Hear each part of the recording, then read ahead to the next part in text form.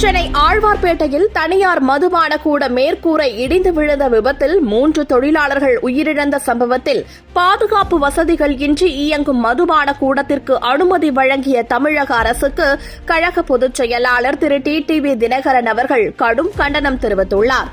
இது தொடர்பாக தன் சமூக வலைதளங்களில் பதிவிட்டுள்ள அவர், சென்னை ஆழ்வார்பேட்டையில் இயங்கி வரும் ஷேக்மேட் மதுபான கூடத்தின் மேற்கூரை இடிந்து விழுந்ததில் அங்கு பணியாற்றி வந்த 3 தொழிலாளர்கள் உயிரிழந்திருக்கும் நிலையில் அவர்களின் குடும்பத்தினருக்கும் உறவினர்களுக்கும் தமது ஆழ்ந்த இரங்கல் மற்றும் அனுதாபங்களையும் தெரிவித்துள்ளார்.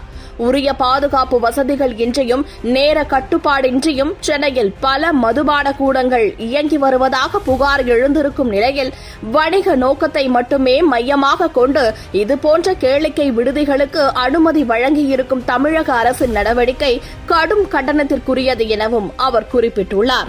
முறையான பாதுகாப்பு வசதிகள் இல்லாமல் இயங்கி வரும் மதுபான கூடங்களுக்கு எந்தவித ஆய்வுகளும் இன்றி தமிழக அரசு அனுமதி வழங்கியதன் விளைவே 3 அப்பாவி தொழிலாளர்களின் உயிர்கள் பறிபோனதற்கு காரணம் என பொதுமக்கள் குற்றம் சாட்டுவதையும் அவர் சுட்டிக்காட்டியுள்ளார்.